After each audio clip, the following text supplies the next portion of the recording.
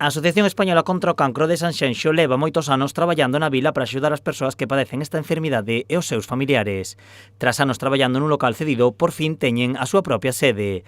As instalacións son posibles grazas ao traballo dos voluntarios, das doazóns e do Concello. Nos antes non tiñamos instalacións, nos antes reuníamos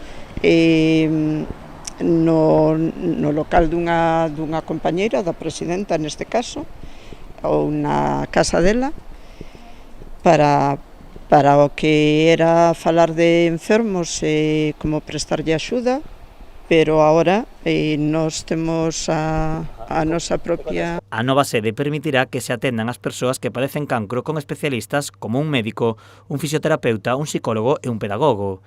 Algúns destes especialistas tamén atenderán aos seus familiares.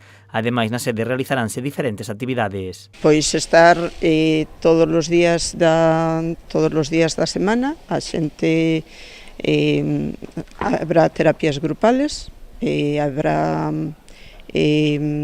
terapia pedagógica e de axuda ao enfermo, todo tipo de enfermo de cáncer, e axuda ás familias, que tamén é moi importante. A sede de Sanxenxo ten como a principal finalidade axudar as persoas enfermas con cancro e as súas familias, tanto da vila como dos concellos máis próximos como Meaño e o Grove, aínda que atenderán a calquera persoa da comarca que o solicite.